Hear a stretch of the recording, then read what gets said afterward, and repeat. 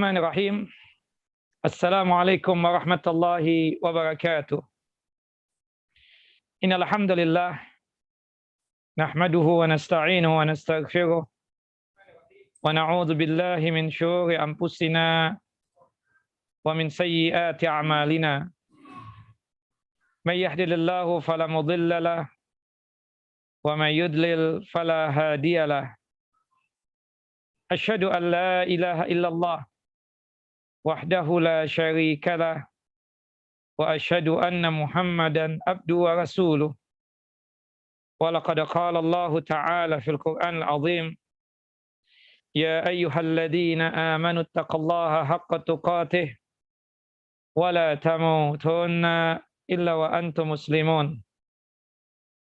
Wa ba'd, wa bisakhli sadri wa yassir li amri wahlul 'uqdatam min lisani yafqahu qawli. Allahumma anfa'na bima 'allamtana wa 'allimna ma yanfa'una wa zidna 'ilma.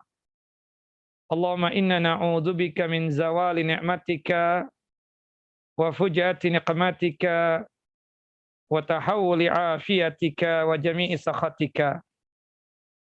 Allahumma inna na'udzubika min jahdil bala wa darakash syaqa wa su'il qada wa syamatatil a'da. Allahumma inna na'udzubika minal barasi wal jununi wal juzami wa sayil asqam. Ikhwani wa akhawati fid din, a'azani wa a'azakum Allah. Bapak dan Ibu yang saya dimuliakan oleh Allahu Jalla wa Ala, Majlis Ta'lim Tabina yang saya dalam lindungan Allahu Jalla Jalaluh. Melanjutkan kajian kita di setiap Rabu pekan kedua untuk membahas kitab Al-Kabair, kumpulan dosa-dosa besar yang disusun oleh Al-Imam Al-Hafidh Abi Abdillah Muhammad bin Ahmad bin Utsman Az-Zahabi rahimahullah rahmatan wasi'ah. Yang dimana kita pada hari ini insyaallah biidznillah kita akan membahas dosa besar yang ke-12, Al-Kabiratu As-Saniyatu Asyrata, yaitu berkaitan tentang masalah az-zina. Naam, wa ba'duha akbaru isman bin ba'd. Dan satu dengan yang lainnya itu lebih besar dosanya ketimbang yang lainnya. Karena kita tahu nanti zina itu ada tahapan-tahapan yang dimana nanti kita akan jelaskan. Bahwasannya di setiap tahapan tersebut lebih buruk, lebih jelek, dan lebih besar dosanya. Nah, di sini Al-Hafidh Az-Zahabi rahimahullah rahmatan wasi'ah membawakan ayat-ayat dan hadis-hadis Nabi SAW tentang haramnya zina. Kalau kita berbicara sebagai mukaddimah, sebelum kita masuk kepada pembahasan, Allah Jalla Jalaluh menyebutkan di dalam surah Al-Mu'minun, surah yang ke-23, ayat 1 sampai ayat 7, itu menjelaskan ciri khas orang yang beriman, ciri khas seorang mukmin, pribadi seorang muslim. Salah satu dari ciri khas seorang mukmin dan sifat orang muslim adalah menjaga diri dan menjaga kehormatan agar jangan sampai jatuh ke dalam maksiat, dosa, zina. Allah menyatakan, qad aflahal mu'minun, sungguh beruntung orang-orang yang beriman. Siapa mereka yang beriman tersebut? Alladzina hum fi salatihim khashi'un. Yang pertama sifatnya yaitu orang-orang yang khusyuk dalam salatnya. Yang kedua, walladzina hum 'anil lagwi mu'ridun. Orang yang menjauhkan diri dari perbuatan dan perkataan yang tidak berguna, tidak ada manfaatnya. Yang ketiga sifatnya orang yang beriman, walladzina hum lizzakati fa'ilun. Mereka ketika punya harta yang memenuhi syarat secara memenuhi syarat secara nisab dan haul, mereka menunaikan zakat. Kemudian yang keempat, walladzina hum li furujihim hafizun. Mereka tersebut selalu memelihara dan menjaga syahwatnya atau kemaluannya. Illa ala azwajihim aw ma malakat aymanuhum fa innahum ghairu malumin.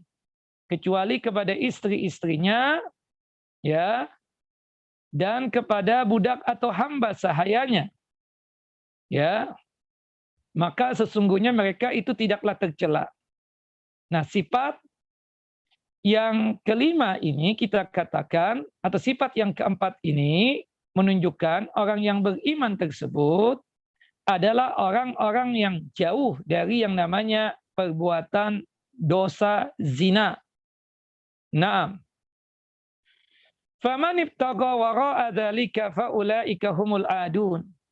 Maka mereka itulah, kalau mereka tersebut ya tidak menjalankan sifat-sifat tadi, salatnya khusyuk, itu yang harus dilaksanakan orang mukmin, selalu meninggalkan hal yang lagwi. Kalau kaya menunaikan zakat, dia jaga kehormatan. Tapi kalau sifat-sifat ini ditinggalkan, berarti itu orang adalah orang-orang yang adun, orang-orang yang melampaui batas. Naam. Dalam ayat ini Allah Azza wa Jalla menyebutkan bahwa salah satu tanda orang yang sukses, orang yang beruntung, adalah orang-orang yang dapat menjaga syahwat dan kemaluannya. Sebaliknya, orang-orang yang tidak menjaga kemaluannya berarti terjatuh dalam 3 ancaman berikut ini. Yang pertama, mereka dipastikan orang yang tidak beruntung. Yang kedua, mereka adalah orang-orang yang tercela. Yang ketiga, mereka adalah orang-orang yang melampaui batas. Naam. Disebutkan oleh Al-Imam Ahmad bin Hanbal rahimahullah rahmatan wasi'ah ketika menjelaskan ayat tadi yang termaktub dalam surah Al-Mu'minun ayat 1 sampai ayat 7. Dan ada ayat yang bersesuaian itu termaktub dalam surah Al-Ma'arij surah yang ke-70 ayat 29 sampai ayat 31.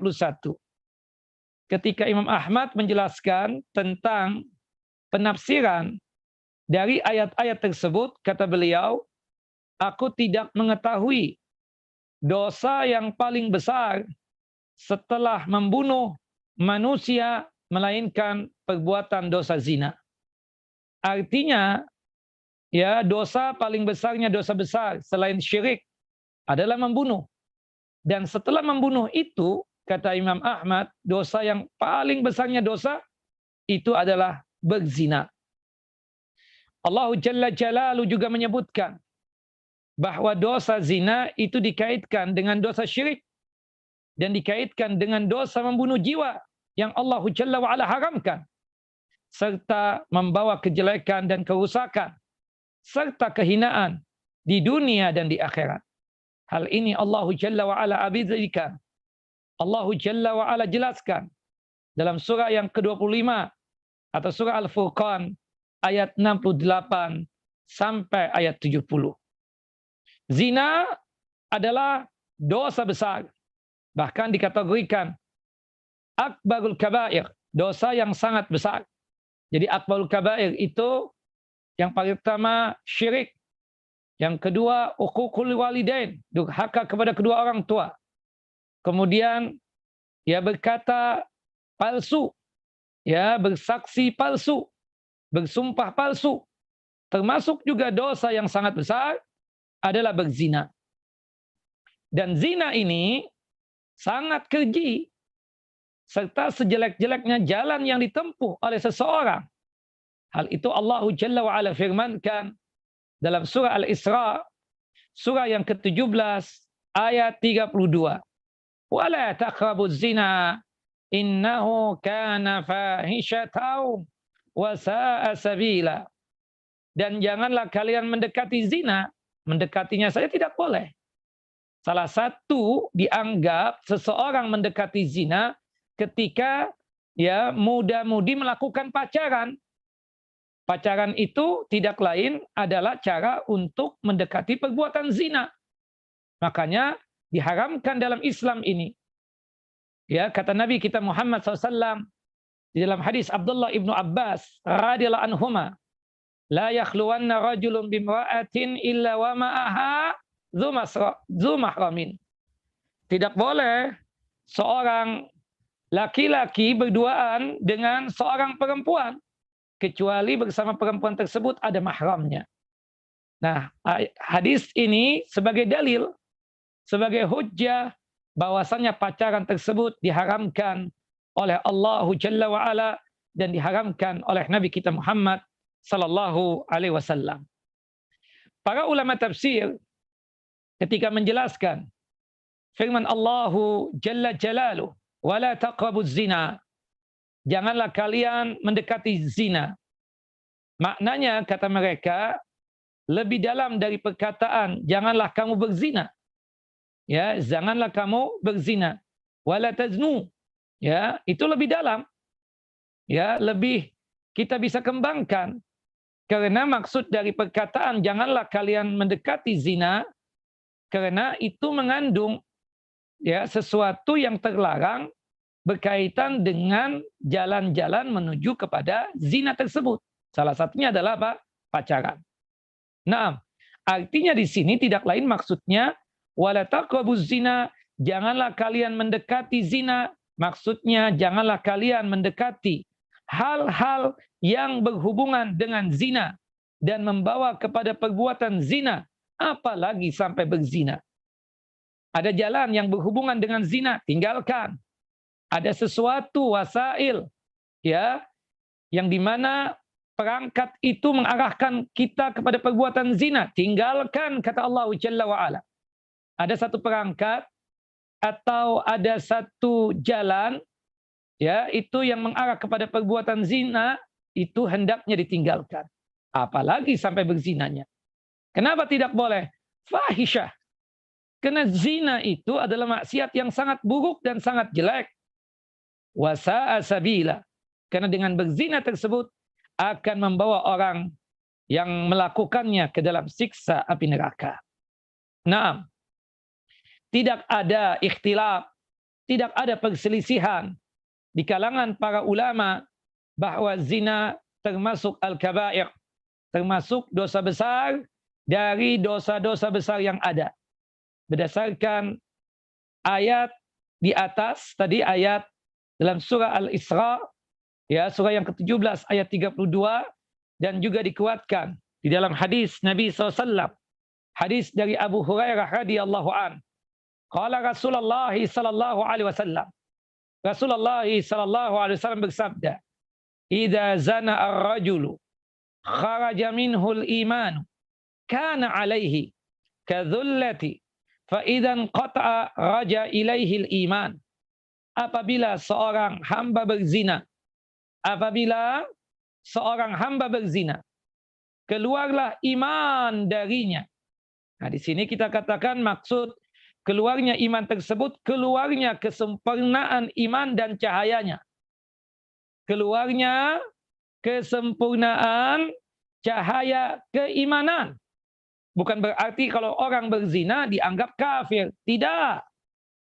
Maksud daripada hadis ini, keluarnya kesempurnaan iman dan cahayanya. Sebagaimana yang disebutkan di dalam kitab Fadlul Qadir Syarah Jami'us Saghir pada jilid yang pertama, ya halaman 367 pada nomor hadis 660. Maksud daripada ya hadis tadi sangat jelas. Apabila seorang hamba berzina, keluar kesempurnaan iman dan cahaya keimanan tersebut. Kana alaihi dhullah. Lalu iman itu berada di atas kepalanya seperti naungan. Fa idzan qata'a raja ilaihil iman. apabila dia tersebut bertaubat, ya, beristighfar, memohon ampun kepada Allah, dikarenakan telah melakukan perbuatan zina, maka iman itu kembali kepadanya. Iman itu kembali kepadanya. Dari hadis ini menunjukkan bahwasannya seseorang yang berzina itu dihukuminya adalah fasik. Fasik itu artinya orang yang keluar dari ketaatan kepada Allah Jalla wa'ala. Artinya orang yang melakukan perbuatan zina, dia telah melakukan perbuatan dosa besar. Apakah dia masih muslim? Masih muslim. Tapi terhukumi fasik. Ya, fasik itu adalah seseorang telah melakukan perbuatan dosa besar, tapi dia tersebut masih dianggap muslim. Ya, tidak dianggap murtad. Tidak dianggap murtad. Adapun maksud dari apa yang dikatakan oleh Nabi kita Muhammad sallallahu alaihi wasallam, apabila seorang hamba berzina, keluarlah keimanan, maksudnya adalah kesempurnaan iman dan cahaya keimanan. Sahabat yang mulia, Abdullah ibnu Abbas radhiyallahu anhuma, ketika menjelaskan hal ini, dicabut hilangnya keimanan atau keluarnya keimanan, artinya dicabutnya cahaya keimanan di dalam seseorang melakukan perbuatan zina tadi itu. Naam. Dan itu dikuatkan lagi dalam hadis yang lain. Hadis dari Abu Hurairah radhiyallahu an. Semoga Allah Jalla wa ala meridai beliau. An Abi Hurairah radhiyallahu anhu qala. Dari Abu Hurairah, semoga Allah Jalla wa ala meridai beliau, berkata, qala Nabi sallallahu alaihi wasallam, Nabi sallallahu alaihi wasallam bersabda, la yazni az-zani hina yazni wa huwa mu'min. Tidak akan berzina seorang yang berzina ketika dia berzina padahal dia seorang mukmin. Maksudnya apa, Ustaz? Ya, maksud daripada hadis yang mulia ini adalah bahwa sifat orang mukmin tidaklah berzina dan seterusnya. Termasuk tidaklah minum khamar, tidaklah merampok, tidaklah mencuri. Ya, itu sifatnya orang mukmin.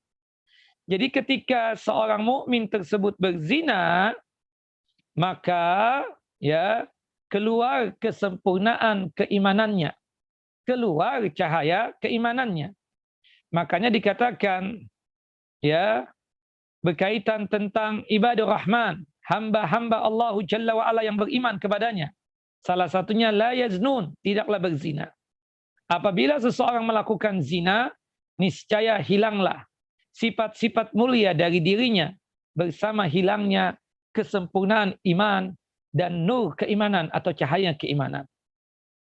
Kita mengetahui berdasarkan Al-Quran dan sunnah Nabi SAW yang mulia, bahwa zina termasuk ke dalam al-kabair, dosa-dosa besar, maka akan lebih besar lagi dosanya apabila kita melihat siapa yang melakukan dan kepada siapa dia melakukan perbuatan zina tersebut. Nah, di sini kita bisa menjelaskan nih, ada ya tahapan atau dalam artian orang yang berzina tersebut diukur dari masalah dosa-dosa yang dia lakukan. Ada tingkatannya dosa zina tersebut. Nah, sebelum kita masuk kepada pembahasan tingkatan dosa zina, ada satu ucapan dari sahabat yang mulia, Sa'ad bin Ubadah radhiyallahu an. Semoga Allah Jalla wa ala meridai beliau. Kata beliau radhiyallahu an, sekiranya aku melihat seorang pria bersama dengan istriku, tentu aku akan memenggal lehernya dengan pedang, dengan bagian yang tajamnya. Lalu perkataan ini terdengar oleh Rasulullah SAW. Lantas Nabi kita Muhammad SAW bersabda, ata'jabuna min ghairati Sa'ad atau ghairati Sa'ad, la ana aghyaru minhu, wallahu aghyaru minni. Apakah kalian heran dengan kecemburuan yang dilakukan oleh Sa'ad? Sa'ad sangat cemburu, pencemburu orangnya. Dan ketahuilah, aku, kata Nabi Muhammad, lebih cemburu dari Sa'ad bin Ubadah. Dan Allah Jalla wa'ala lebih cemburu daripada aku. Nabi SAW kemudian bersabda, Innallaha yaghar wa innal mu'min yaghar wa ghairatullahi ayatiyal mu'minu ma harrama alaihi. Sesungguhnya Allah itu cemburu dan sesungguhnya orang mukmin itu juga ada cemburunya. Dan kecemburuan Allah itu akan timbul bila seorang hamba melakukan apa yang diharamkan oleh Allahu Jalla Jalaluh atas itu hamba. Naam. Ya Bapak dan Ibu yang dimuliakan oleh Allahu Jalla Jalaluh. Allah Subhanahu wa taala dan Rasulullah SAW mengaitkan sifat cemburu kepada orang yang beriman, di mana mereka akan merasa cemburu jika melihat hamba Allah melakukan hal yang diharamkan. Ada rasa benci, ada rasa ketidaksukaan, ya karena melanggar larangan-larangan Allah Jalla wa'ala, termasuk masalah zina. Nah, kita kemudian melihat diri kita ketika ada teman melakukan maksiat, salah satunya melakukan perbuatan kekejian ini, yaitu berzina. Apakah ada rasa dalam diri kita ini, dalam hati kita rasa cemburu tadi itu, atau jangan-jangan sudah hilang perasaan yang seperti itu? Jangan-jangan tidak ada rasa ketidaksukaan lagi kepada orang yang melakukan perbuatan maksiat tadi. Nabi SAW ketika khutbah dalam gerhana, waktu itu terjadi gerhana matahari, Al-Kusyuf, Nabi SAW kemudian bersabda, memberikan nasihat kepada kaum mukminin. Ya ummat Muhammad, wahai umat Muhammad SAW, wallahi, ma min ahadin aghyaru minallahi an yazniya abduhu au an tazniya ammatuhu. Bahwasannya tidak ada yang lebih cemburu daripada Allah jika hambanya yang laki-laki atau hambanya yang perempuan melakukan perbuatan zina. Ya ummat Muhammad, wahai umat Muhammad, wallahi lau ta'lamuna ma'alamu ladahaktum qalila walabaqaitum katsira. Wahai umat Muhammad, ya demi Allah, jika sekiranya kalian tahu apa yang aku ketahui, niscaya kalian akan banyak menangis dan sedikit tertawanya. Hadis sahih dikeluarkan oleh Al-Imam Bukhari dan juga oleh Al-Imam Muslim dari hadis Ibunda Aisyah radhiyallahu anha. Naam, itulah yang berkaitan tentang dosa besar zina. Naam, ya. Di sini Nabi Muhammad juga menegaskan ketika terjadi gerhana matahari, penyebutan dosa besar zina tidak lain menunjukkan zina ini adalah perbuatan yang kudu dan harus untuk kita tinggalkan, wajib untuk kita tinggalkan. Naam. Bahkan akibat perbuatan zina itu tidak lain adalah sebagai tanda bahwasanya kiamat itu dekat. Kata Nabi kita Muhammad SAW di dalam hadis Anas bin Malik radhiyallahu an, qala Rasulullah SAW, Rasulullah SAW bersabda, inna min asyratis sa'ah an yurfa'a al-ilmu wa yadharul jahlu wa yabshua az-zina wa yushraba al-khamru wa yadhhabu ar-rijalu wa tabqa an-nisa'u hatta yakuna li 50 imra'atan qayyimun wahidun. Allahu akbar.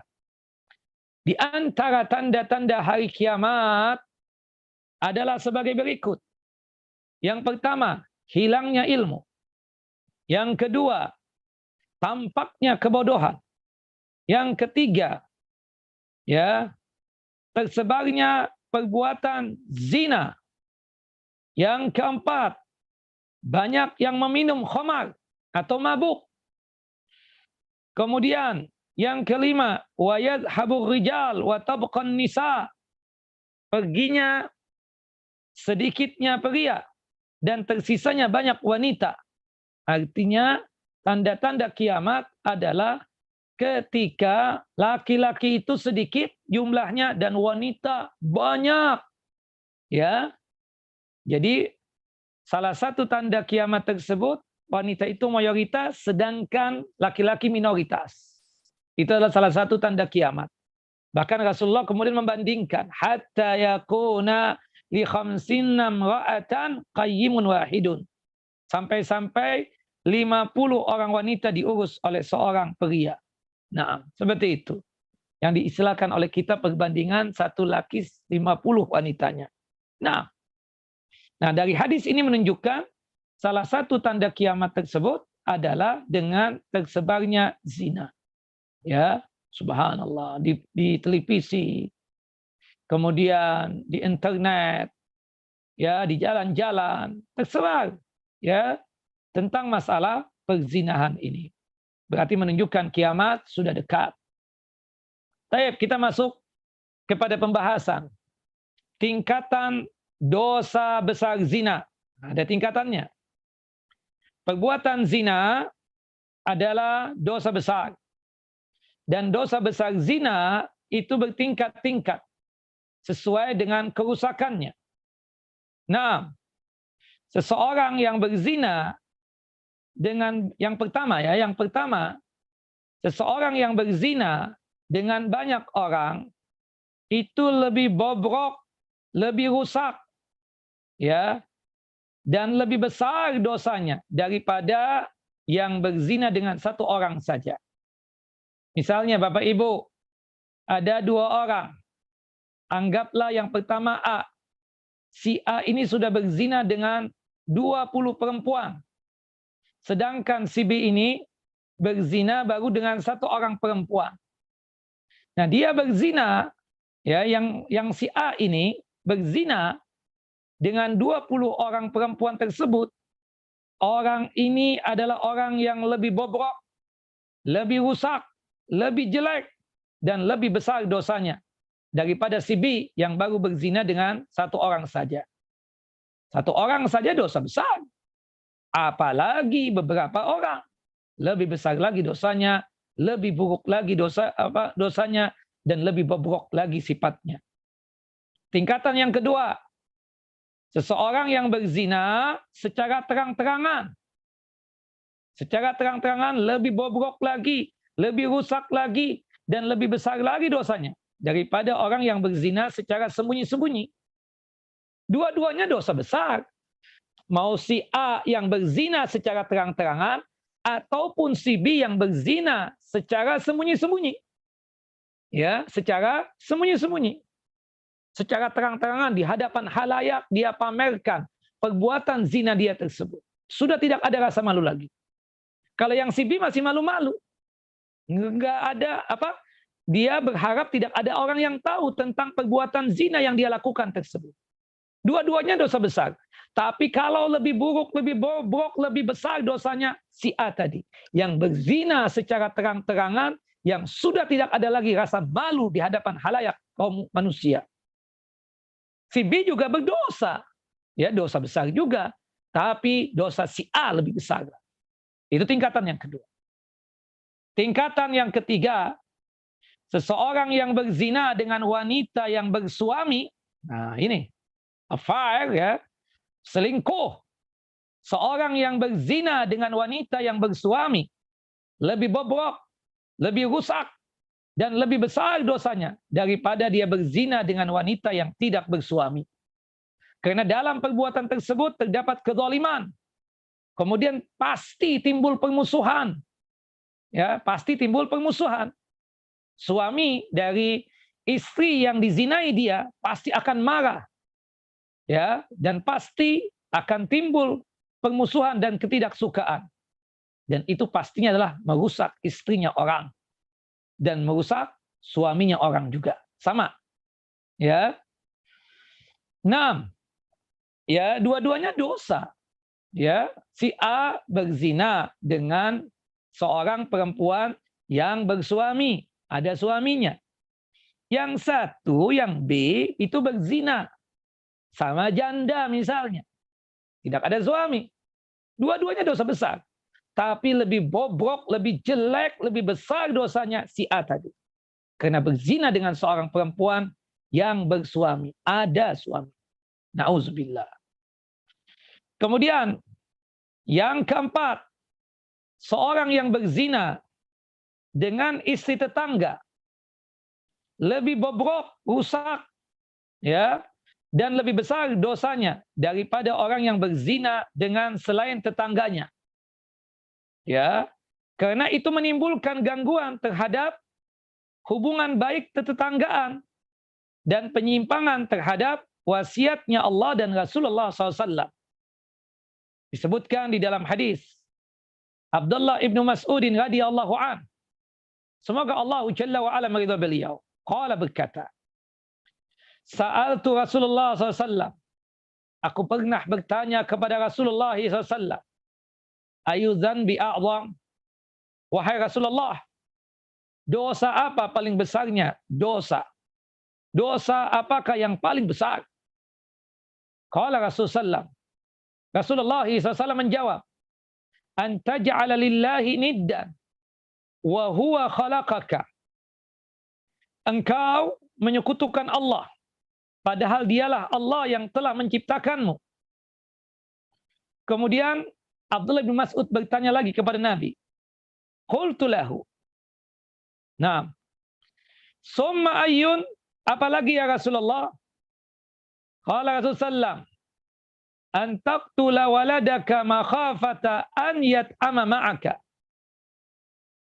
Termasuk dosa paling besarnya dosa. Ya, adalah engkau membunuh anakmu sendiri. Khawatir, takut tuh anak ikut makan bersamamu. Ingat Bapak Ibu, yang mengasihkan makan kita Allah Jalla Jalaluh. Termasuk yang memberikan makan untuk anak keturunan kita Allah Jalla Jalaluh. Ketika seseorang membunuh seorang anak karena rasa khawatir yang ada pada dirinya, dia takut tuh anak akan membebani dirinya, takut akan ikut makan bersamanya, takut rizkinya berkurang, dan lain sebagainya, maka itu adalah perbuatan dosa besar. Ya, dosa yang paling besarnya dosa besar. Kemudian sahabat Abdullah bin Mas'ud bertanya lagi, Qultu summa ayyun, apalagi ya Rasulullah? Dosa yang paling besarnya dosa.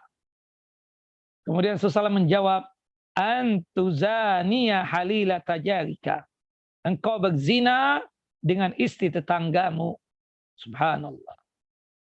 Disebutkan dalam hadis yang lain, ya, qala Rasulullah SAW. Rasulullah SAW bersabda, la'an yazniya ar-rajulu bi asrati niswatin aisaru alaihi min an yazniya bimra'atin jarihi bimra'ati jarihi. Sekiranya seorang laki-laki berzina dengan 10 orang wanita, itu lebih ringan dosanya daripada si laki-laki itu berzina dengan istrinya tetangga. Ada seseorang, ya, atau 2 orang, si A dan si B. Si A ini berzina dengan 10 orang perempuan. Ada si B.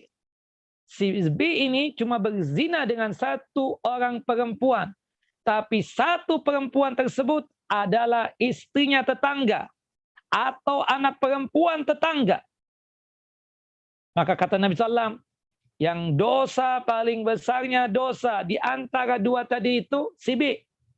Karena dia tersebut berzina dengan istrinya tetangga atau putrinya tetangga.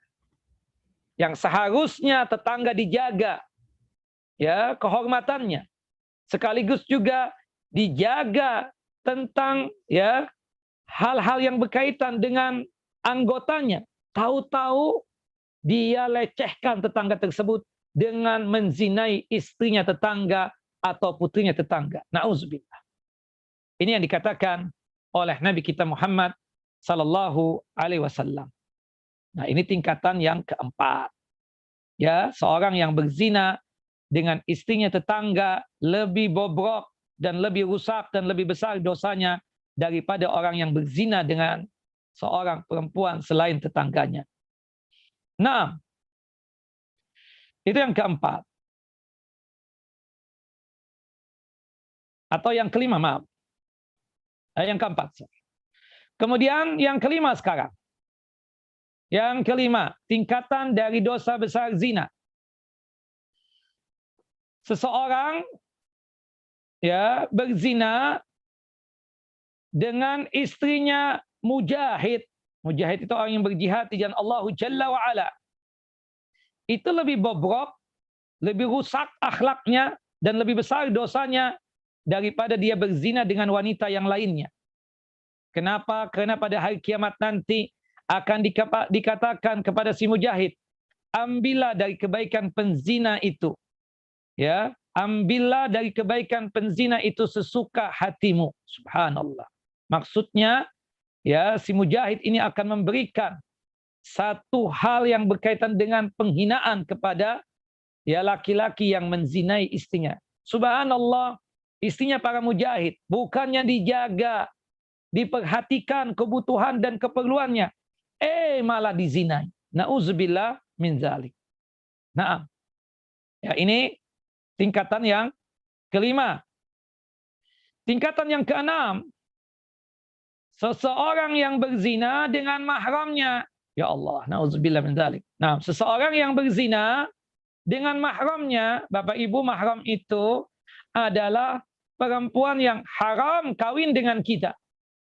Itu namanya mahram, atau laki-laki yang haram kawin dengan kita. Itu namanya mahram, bukan muhrim. Kalau muhrim itu laki-laki yang pakai kain ihram.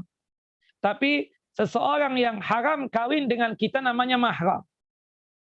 Yang keenam ini, Bapak Ibu, tingkatan dari zina, seseorang yang berzina dengan mahramnya. Seperti berzina dengan ibunya, berzina dengan kakak perempuannya, berzina dengan adik perempuannya, berzina dengan bibinya, berzina dengan keponakan dia yang perempuan, berzina dengan cucunya yang perempuan.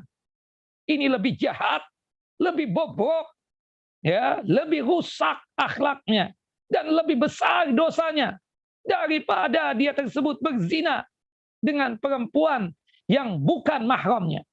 Auzubillah. Karena kita tahu mahram artinya seseorang yang haram kawin dengan kita. Dia melakukan perbuatan bobrok, lagi sangat jelek ini, kepada seseorang yang harus dia bela, harus dia jaga, tapi dia malah melakukan itu dengan mahramnya sendiri. Nauzubillah. Makanya Al-Imam Ibnu Qayyim rahimahullah rahmatan wasi'ah secara tegas menjelaskan hukuman bagi orang yang berzina dengan mahramnya adalah dibunuh. Allahu Akbar. Dibunuh, kata Al-Imam Ibnu Qayyim rahimahullah rahmatan wasi'ah. Kata Al-Imam Ibnu Qayyim rahimahullah rahmatan wasi'ah, jika perbuatan keji itu dilakukan dengan orang yang masih memiliki hubungan kekeluargaan dari para mahramnya, itu adalah perbuatan yang sangat membinasakan, perbuatan yang sangat menghancurkan, lagi perbuatan yang sungguh sangat menjijikkan, dan wajib dibunuh pelakunya bagaimanapun keadaannya. Ini kata Al-Imam Ibnu Qayyim rahimahullah, tidak hanya sekedar pendapat beliau, tapi pendapat yang beliau nukil dari Imam Ahmad dan ulama-ulama yang lainnya. Imam Ahmad ketika ditanya tentang masalah ini, ada seseorang yang berzina dengan mahramnya, dengan ibunya, dengan kakak perempuannya, dengan adik perempuannya, ditanya apa hukumnya? Al-qatl, dibunuh. Kemudian ditanya dalilnya apa Imam Ahmad? Kalau seseorang yang berzina dengan mahramnya tersebut, hukumnya dibunuh. Kata Imam Ahmad bin Hanbal membawakan beberapa hadis Nabi SAW. Di antaranya hadis dari Barra bin Azib radhiyallahu anhu, yang di mana Barra bin Azib berkata, ya, aku pernah bertemu dengan pamanku dan ia membawa bendera. Lalu aku bertanya, mau kemana engkau wahai ammu, wahai paman? Dia berkata, aku diutus oleh Rasulullah SAW untuk memenggal leher seseorang laki-laki dan mengambil hartanya yang telah berzina dengan istri bapaknya sendiri. Istri bapaknya atau ibu tirinya itu mahram. Itu mahram. Bapaknya meninggal, tahu-tahu tuh anak berzina dengan istri bapaknya sendiri, ibu tirinya. Banyak kan yang terjadi seperti itu. Subhanallah. Nah, na'udzubillah. Pamannya Barra bin Azib, namanya Abu Bagdah, membawa bendera sebagai wujud, ya, itu menandakan dia adalah utusan Nabi. Nabi memberikan arahan kepada dia. Nabi mengutus dia. Barra bertanya, ya Abu Bagdah, ya Khali, wahai pamanku. Khali itu paman dari jalur ibu. Nah, kemana antum? Kata Abu Bagdah, aku keliling. Mau cari orang yang berzina dengan mahramnya sendiri. Termasuk dengan istri ayahnya sendiri. Mau ngapain? Kata Barra bin Azib. Aku akan ambil hartanya dan aku akan penggal lehernya.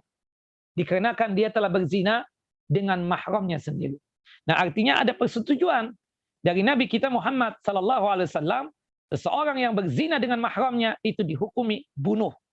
Nah, itu berkaitan dengan ya 6 tingkatan ya. 6 tingkatan dari perbuatan dosa zina. Taib. Nah, dosa zina juga bertingkat-tingkat sesuai dengan waktu, tempat, dan kondisi. Kalau tadi tingkatan zina secara umum. Ini kita akan membahas ada dosa zina yang juga sifatnya bertingkat-tingkat. Itu dilihat dari sudut pandang waktu, tempat, dan kondisi.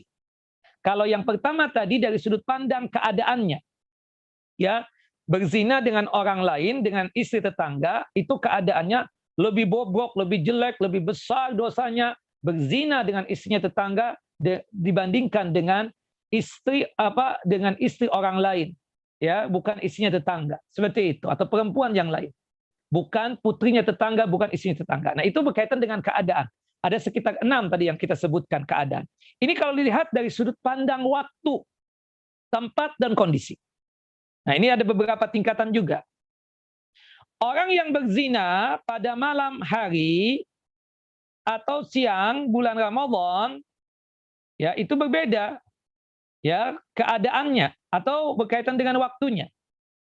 Lebih besar dosanya, ya, daripada dia tersebut berzina pada selain waktu tersebut.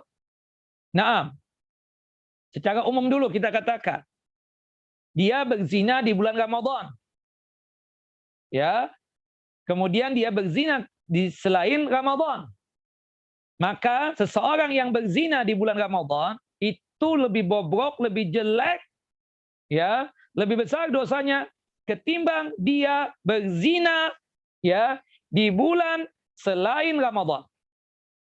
Yang kedua dulu secara umum berkaitan dengan waktu juga. Dia berzina di bulan suci, di bulan haram. Ya, bulan suci itu ada 4. Bapak dan Ibu, kita lihat dalam surah At-Taubah, surah yang ke-9, ayat 36. Ya, disebutkan di dalam hadis Abi Bakrah radhiyallahu an, hadis yang dikeluarkan oleh Al-Imam Al-Bukhari dan Muslim.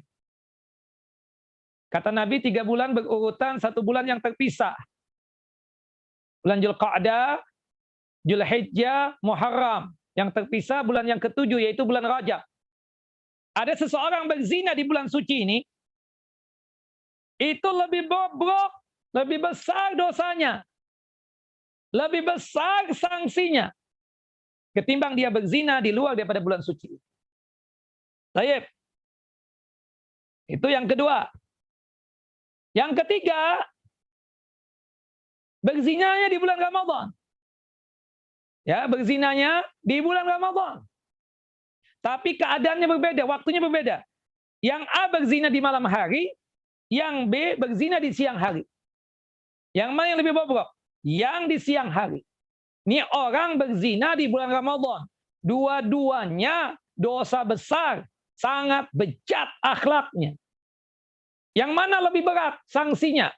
Yang berzina di siang Ramadan itu lebih berat, lebih besar dosanya ketimbang seseorang yang berzina di bulan Ramadan juga tapi di malam hari. Nah, seharusnya puasa, dia malah berzina. Ya, padahal kita katakan yang halal saja, istri kita halal, suami kita halal. Untuk siang Ramadan, nggak boleh melakukan hubungan intim atau jima. Dia malah berzina di siang Ramadan. Nauzubillah. Betapa bejatnya itu orang. Ya, betapa buruknya dan bobroknya akhlak dia tersebut. Nauzubillah. Nah, Bapak dan Ibu yang dimuliakan oleh Allah Jalla Jalaluh. Termasuk juga orang yang berzina di tempat yang mulia itu lebih besar dosanya dan lebih bobrok ya akhlaknya, lebih jelek akhlaknya ketimbang dia berzina di tempat selain dari tempat yang mulia. Contoh, kita tahu di dunia ini ada 2 tempat suci. Yaitu apa? Kita katakan Makkah dan Madinah. Subhanallah, ada orang berzina di Mekah. Subhanallah, dia itu lebih besar dosanya, lebih bobrok ya akhlaknya, sangat jelek attitude-nya. Berzina di kota suci Mekah, nauzubillah. Dibandingkan kota-kota yang lainnya, berzina di kota suci Madinah, nauzubillah. Ya, itu lebih besar dosanya ketimbang di tempat-tempat yang lain yang bukan suci dan bukan mulia. Di tempat manapun berzina haram, dosa besar. Tapi ketika berzina di tempat yang mulia ini, kota suci Makkah dan kota suci Madinah, nauzubillah, lebih besar lagi dosanya. Nah, itu berkaitan dengan ya keadaan-keadaan yang berkaitan dengan tempat, kemudian juga kita sebutkan dengan waktu. Kemudian kalau kita melihat pelaku zina, itu ternyata juga bertingkat-tingkat. Oke? Yang pertama, seorang yang sudah menikah dengan akad yang sahih. Ya, sudah menikah. Qabiltu nikahaha wa tazwijaha bimahrin mazkur. Aku terima nikahnya dan kawinnya fulanah binti fulan dengan mahar yang tersebut dibayar tunai. Menikah dia. Subhanallah. Dia berzina dengan perempuan lain. Seorang yang sudah menikah, berzina, itu keadaannya lebih jelek, lebih bobrok akhlaknya, dan lebih jelek sifatnya, dan lebih besar dosanya daripada orang yang belum menikah melakukan perbuatan zina. Makanya, Bapak dan Ibu, kalau seseorang sudah menikah dengan akad yang sahih, lagi akad yang benar, absah, kemudian dia berzina, maka hukumnya tidak ada pilihan lagi kecuali rajam. Ditimpuk batu yang keras lagi cadas, ya, sampai mati. Sampai mati. Tapi kalau sekiranya yang belum menikah, berzina, itu hukumannya cuma 100 kali cambukan saja. Ada penambahan dari sebagian hadis, yaitu taghrib, diasingkan selama 1 tahun. Nah, ini kita katakan, ya, kalau kita melihat pelaku zina yang sudah menikah, itu lebih besar dosanya ketimbang yang belum menikah. Nah, mau dia tersebut statusnya masih suami orang atau istrinya orang, mau dia tersebut sudah tidak ada pasangan lagi, statusnya janda atau duda, nggak ada pasangannya, dia berzina, maka hukumnya sama, dia lebih bobrok, lebih jelek, lebih bejat, dan lebih besar dosanya ketimbang yang belum menikah. Kemudian yang kedua, pelaku zina, tingkatan pelaku zina. Orang yang sudah tua nih, berzina. Sudah aki-aki, udah nenek-nenek, berzina juga. Uzubillah. Ya, itu lebih jelek, lebih buruk, lebih bejat akhlaknya, lebih besar dosanya, lebih ditambah lagi hukuman dan sanksinya ketimbang anak muda yang melakukan perzinahan tersebut. Sampai-sampai Nabi kita Muhammad sallallahu alaihi wasallam dalam satu hadis yang sahih bersabda, qala Rasulullah sallallahu alaihi wasallam, Rasulullah sallallahu alaihi wasallam bersabda, salasatun la yukallimuhum Allah wa la yanzuru ilaihim yaumal qiyamah wa la yuzakkihim wa lahum adzabun alim. Ada 3 golongan yang dimana 3 golongan tersebut tidak diajak bicara oleh Allah Jalla wa Ala pada hari kiamat kelak. Dan ketiga golongan tersebut tidak dilihat oleh Allah Jalla Jalaluh. Selain tidak diajak bicara oleh Allah, dipastikan 3 golongan tersebut tidak dilihat oleh Allah Jalla Jalaluh. Wala yuzakkihim. Dan Allah Jalla wa Ala tidak mau untuk mensucikan mereka. Walahum adzabun alim. Dan dipastikan ketiga golongan tersebut mendapatkan adab yang pedih. Yang pertama, syaikhun zanin. Syaikhun zanin. Sudah tua bangka, ya, sudah aki-aki, udah nenek-nenek, sudah bau tanah, doyan dengan zina. Auzubillah. Wa malikun kadzdzab, raja atau penguasa yang suka berdusta, pembohong untuk rakyatnya. Ya.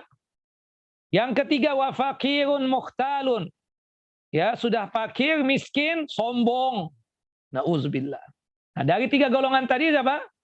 Tua bangka, berzina, dosa besar, lebih bobrok, lebih bejat akhlaknya, ya, jelek sifatnya.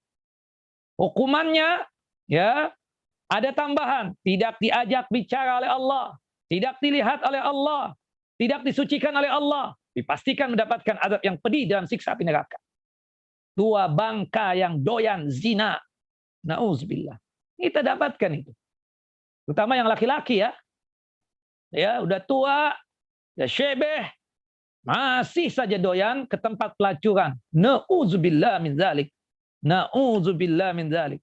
Semoga Allah Jalla wa Ala menjaga kita, menjaga keluarga kita, menjaga keturunan-keturunan kita dari perbuatan zina ini.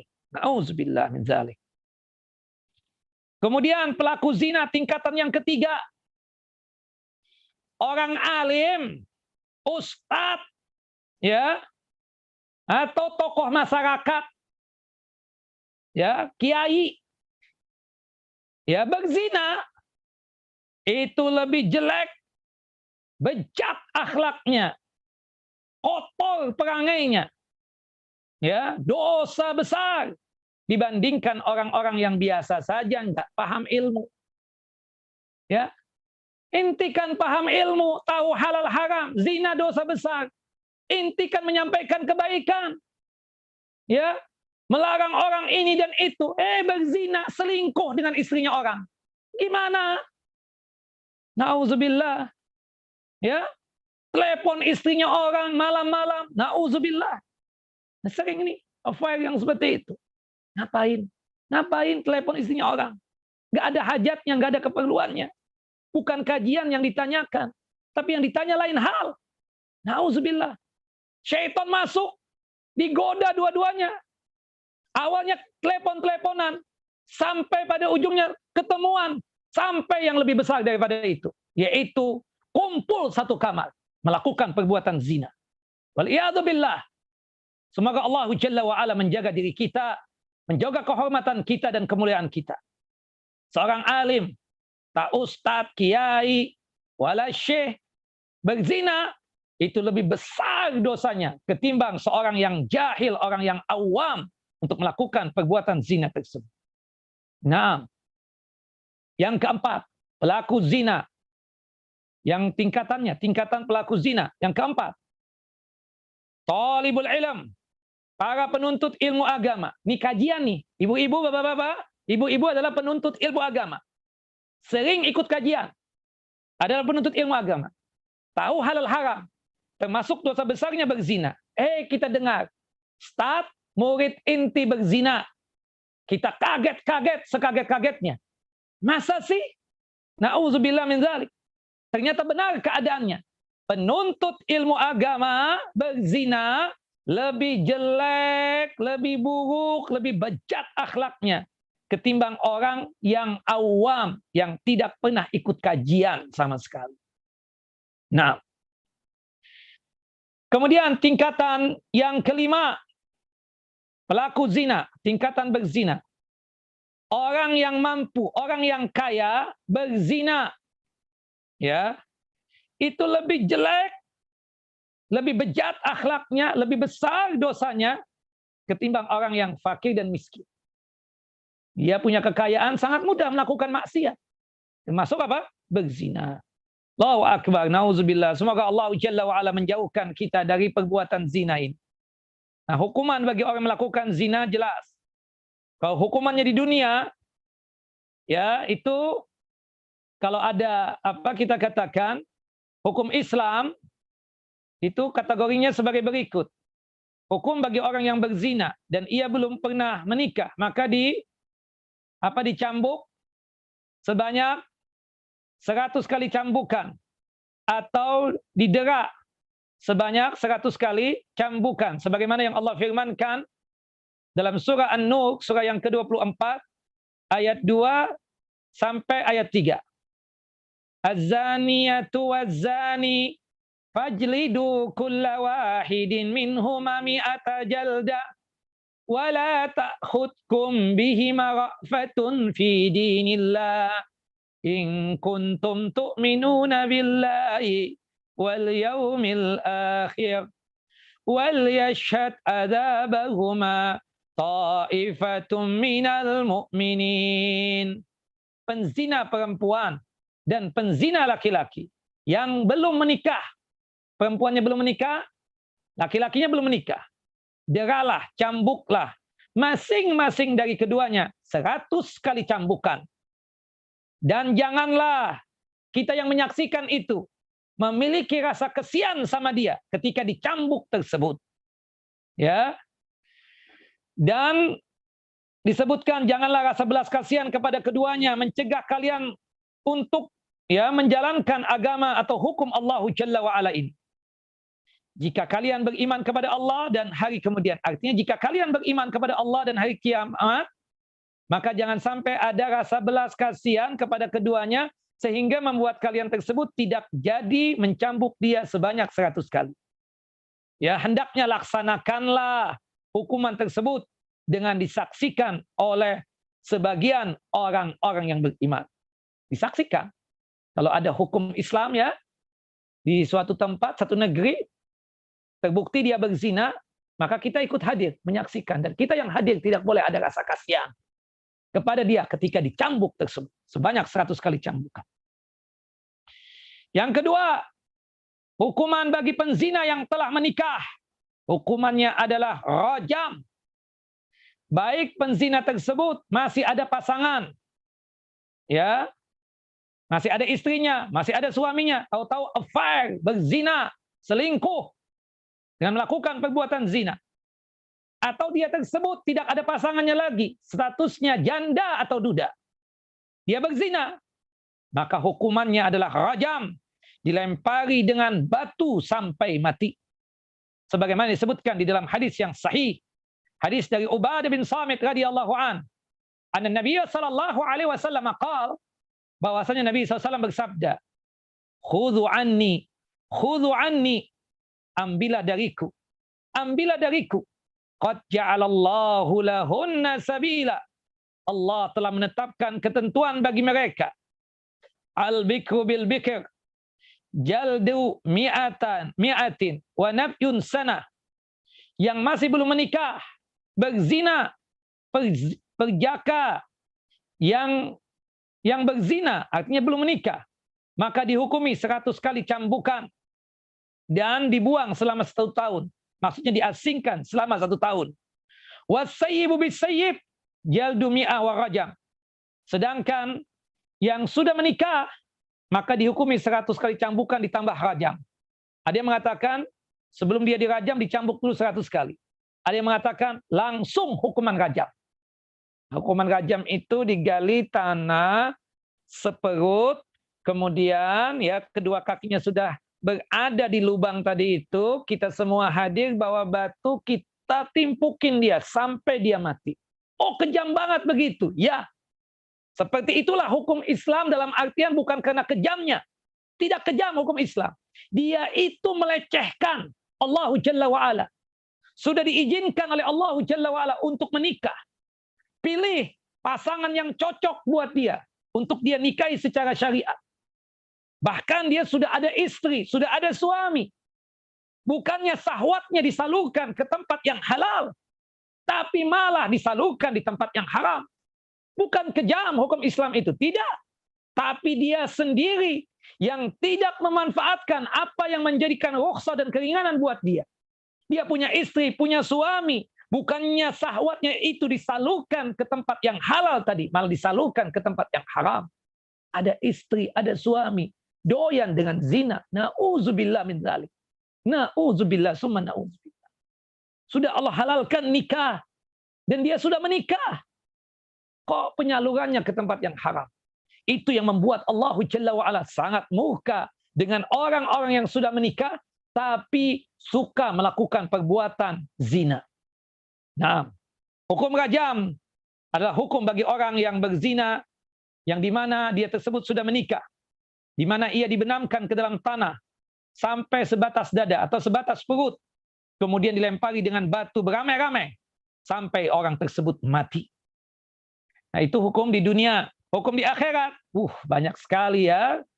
Yang jelas ancamannya adalah siksa api neraka. Ancamannya adalah siksa api neraka. Salah satunya adalah apa? Tadi tidak diajak bicara oleh Allah Jalla wa'ala, tidak dilihat oleh Allah Jalla Jalaluh, tidak disucikan oleh Allah Jalla wa'ala, dan dipastikan bahwasanya dia mendapatkan azab yang pedih.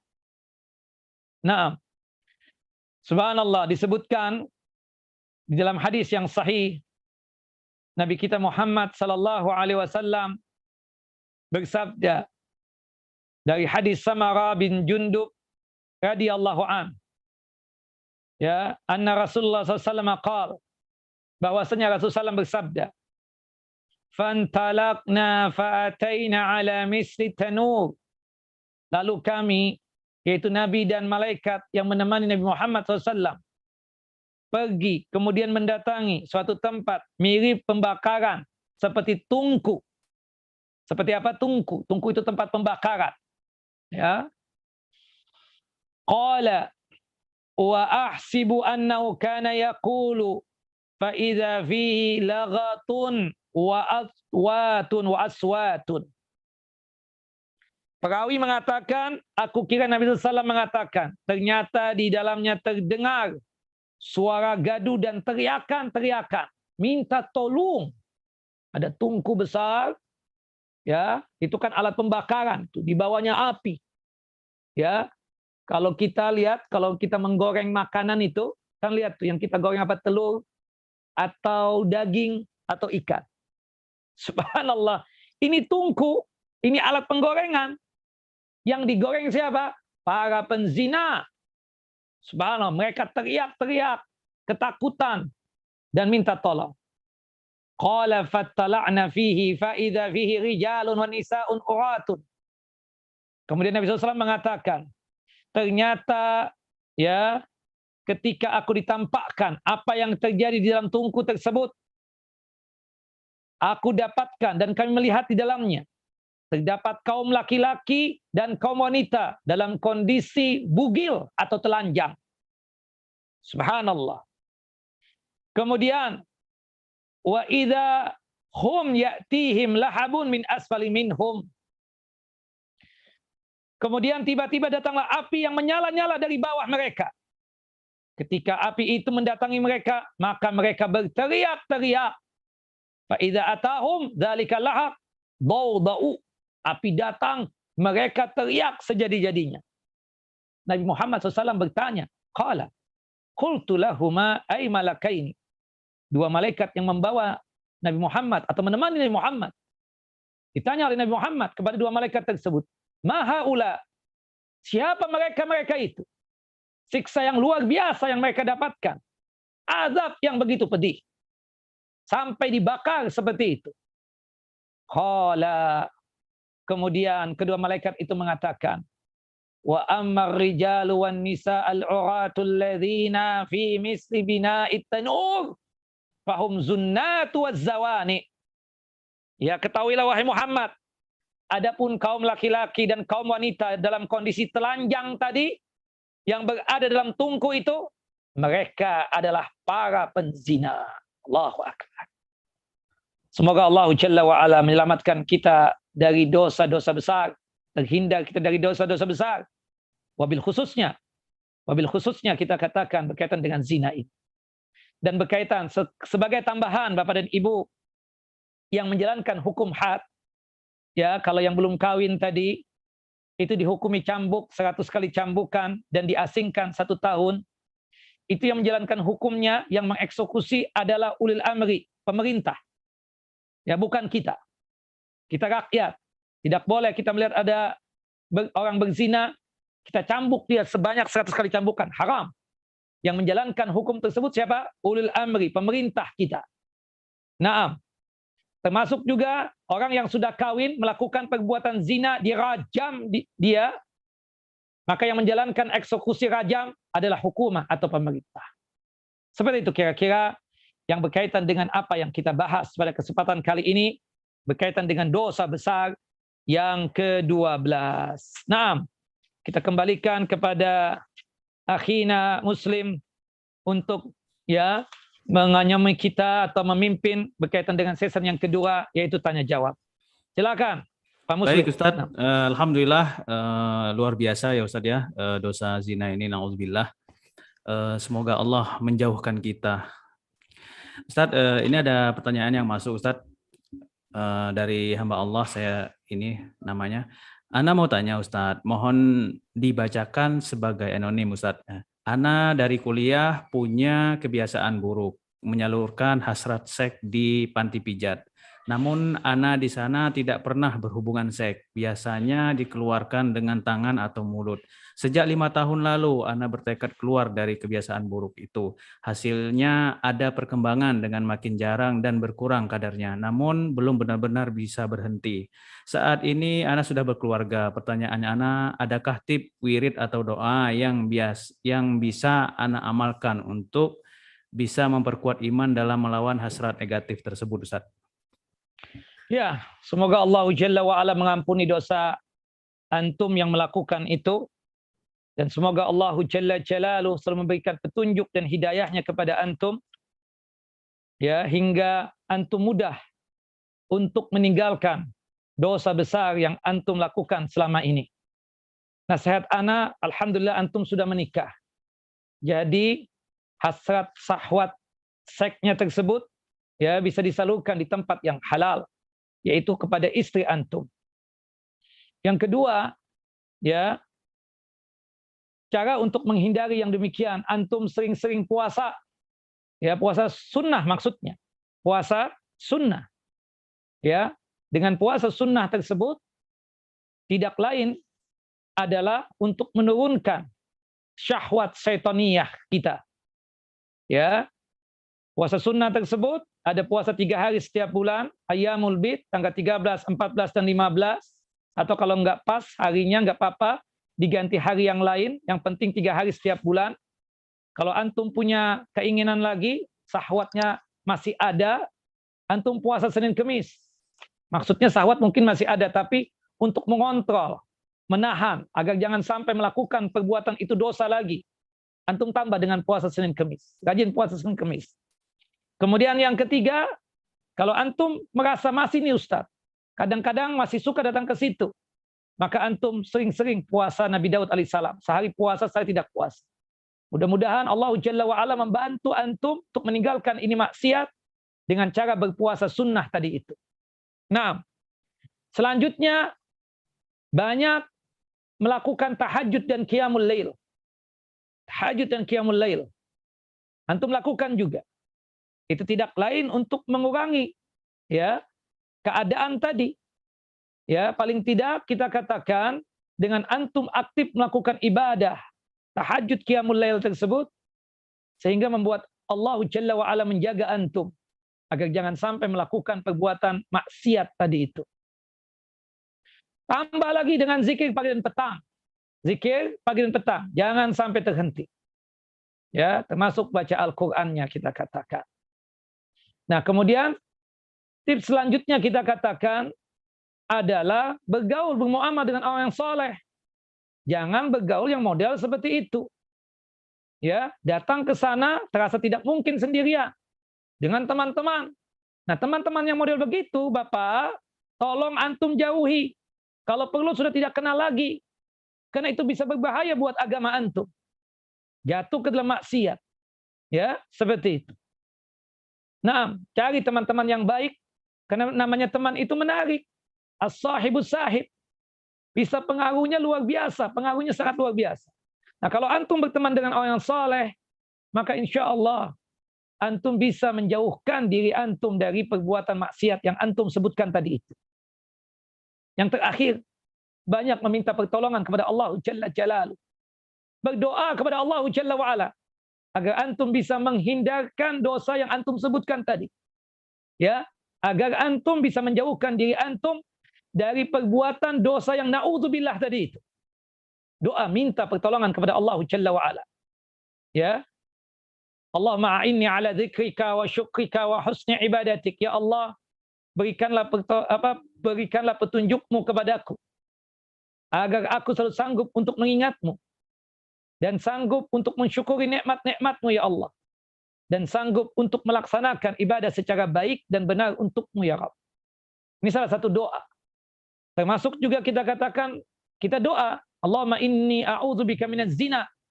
Ya Allah, aku berlindung kepadamu dari dosa besar zina, termasuk yang berkaitan dengan zina tadi. Na'udzubillah, summa na'udzubillah. Ya. Dan jauhkan diri antum dari melihat hal-hal yang negatif. Kadang hal itu bisa terjadi dikarenakan antum melakukan yang na'udzubillah.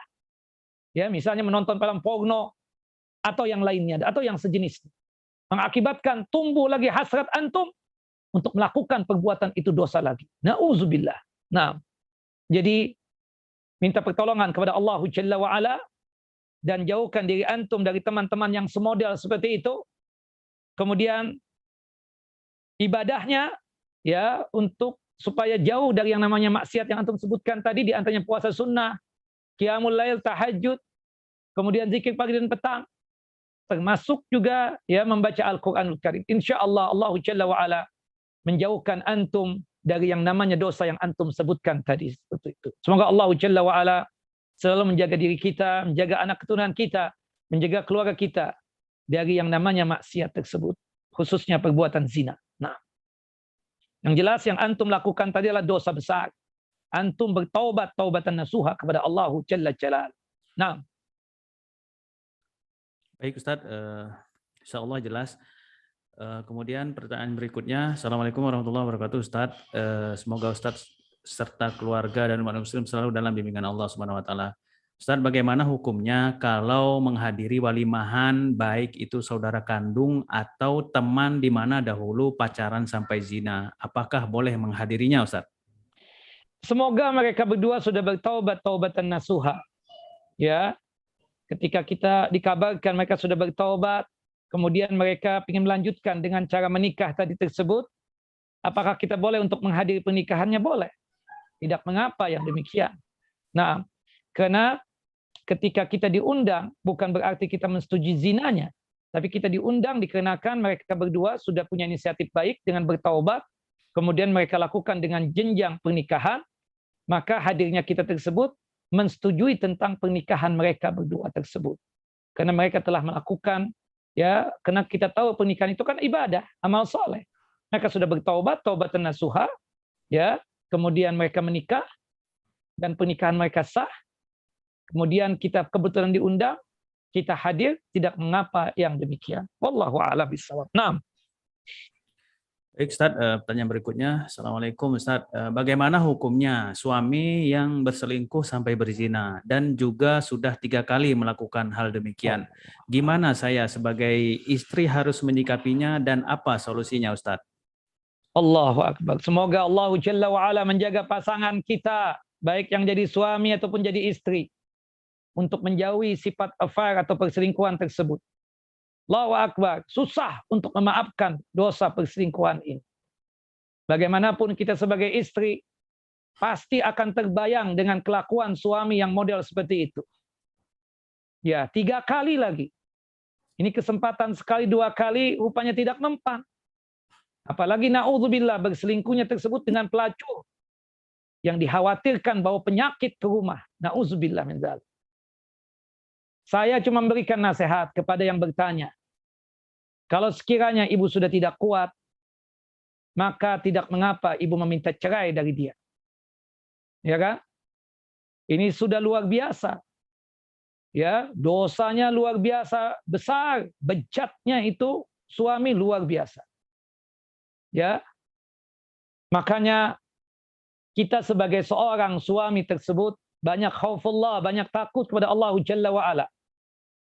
Jangan kasih syaitan untuk berada ya menggoda kita. Kita banyak bergaul dengan lawan jenis, itu berbahaya. Ya. Kita bergaul sekedar pekerjaan, sekedar ada hajat, oke, dibolehkan. Sekedar ada hajat dan keperluan.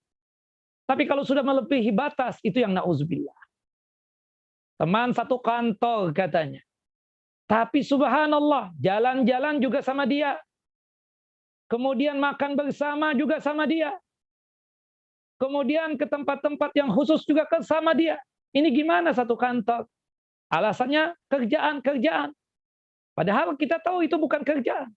Nah, disitulah membuka jalannya syaitan untuk mengakibatkan tuh pasangan atau tuh orang melakukan perselingkuhan. Menerima telepon ini dari lawan jenis kita boleh kalau ada hajatnya. Siapapun dia, ustadz dengan murid termasuk. Kalau ada hajatnya boleh, tapi kalau misalnya sejam, 2 jam alasan curhat, oh ini bukan curhat lagi, bukan bertanya lagi tentang masalah din, syaitan sudah menjadi orang yang ketiga di situ. Hati-hati. Apalagi ya meneleponnya itu di malam hari, jam 10, jam 11, lebih daripada itu. Mana ada curhat kepada ustadz di malam hari? Kalau bukan ada sesuatu di antara dua itu, baik yang lakinya ataupun perempuan.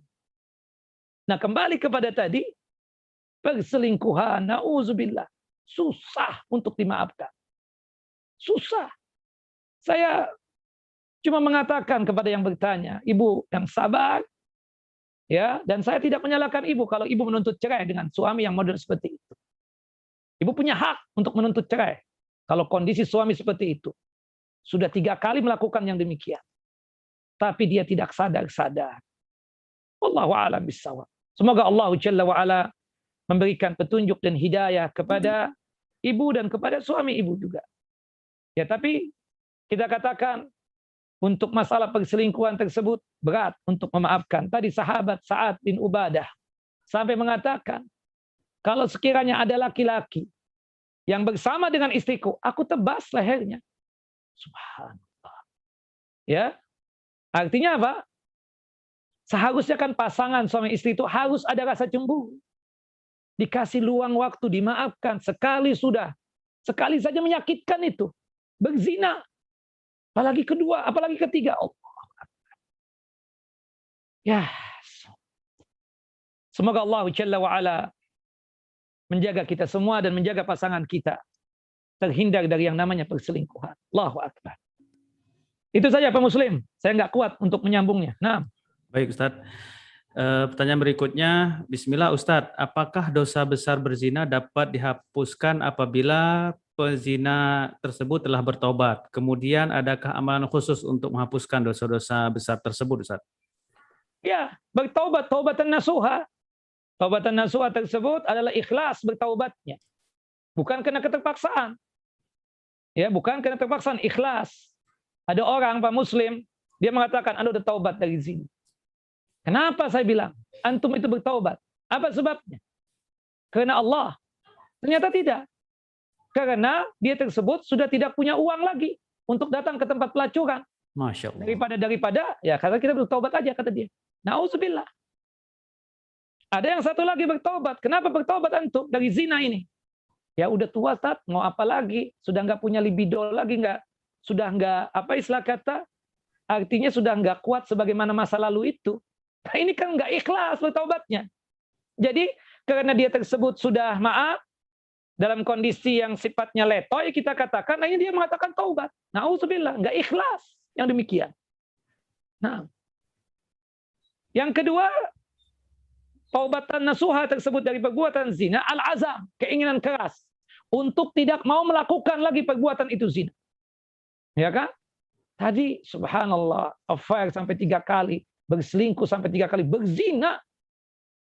Istrinya sudah maafkan, sudah ikhlas. Karena anak aja deh Ustaz maafkan. Kalau rasa sudah hilang, kata tuh ibu, udah hilang. Melihat wajah dia juga sudah sumpah. So, kita maklumin. Perempuan yang mengatakan itu. Mau dikata apa laki-laki model begitu? Ya, bukannya menikah dengan jalur yang syar'i 2, 3, 4 misalnya, itu masih kita katakan masih diterima dalam syariat ini. Fankihu ma taba lakum minan nisa'i masna wa sulasa wa ruba. Enggak. Dia melakukan perbuatan yang haram. Subhanallah. Nauzubillah min dzalik. Wallahi ya Ustaz, kalau bukan karena anak, dari dulu sudah Anda berpisah dengan dia. Mikirin anak saja. Ya. Udah nggak satu kamar lagi Ustaz. Cuma untuk melihat pandangan manusia saja kita ini masih rukun kelihatannya. Padahal nggak ada rukun-rukunnya Ustaz. Nggak ngomong setahun lebih bahkan. Ngomong pun kalau ada keperluan aja. Berkaitan tentang anak. Mau dikata apa? Memang berat. Kalau sudah perselingkuhan, mau laki yang diselingkuhi, mau istri yang diselingkuhi, itu berat. Terus terbayang apa yang terjadi dengan orang tersebut. Nah, kita bilang taubatnya itu taubatan nasuha, azam, keinginan keras untuk tidak mau melakukan perbuatan itu zina lagi. Yang ketiga, an-nadam, rasa penyesalan. Menyesal yang sangat luar biasa. Nyesal yang sangat luar biasa. Nah, kalau ada 3 hal ini, syarat dari taubatan nasuha tadi, ikhlas. Yang kedua adalah al-azam, keinginan keras untuk tidak mau melakukan perbuatan dosa zina lagi. Kemudian menyesal kenapa sampai berzina.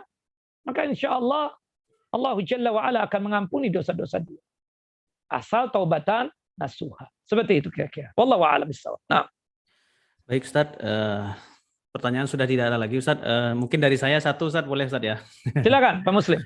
Baik Ustaz, orang yang sudah dirajam di dunia itu Ustaz ya, apakah dia ikhlas atau tidak ikhlas, nanti apakah dosa dia di akhirat itu sudah terhapus dengan rajam itu Ustaz. Kemudian yang kedua Ustaz, anak yang zina nanti ini Ustaz, kemudian mereka berzina sebelum nikah, kemudian mereka menikah, nanti otomatis itu waris, tidak bisa mewariskan atau tidak bisa jadi wali ya Ustaz, atau bagaimana Ustaz? Itu aja Ustaz dari saya.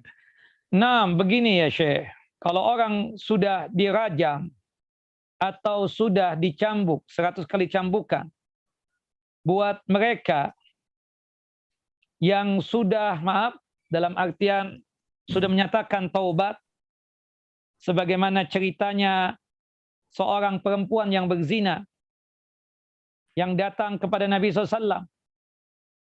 Dia mengatakan, ya Rasulullah, aku telah berzina. Rasulullah SAW kemudian bertanya, ini ada apa dengan perempuan ini? Kok minta dirajam? Didatangkan keluarganya, ada apa? Apakah dia majnunah, gila atau apa?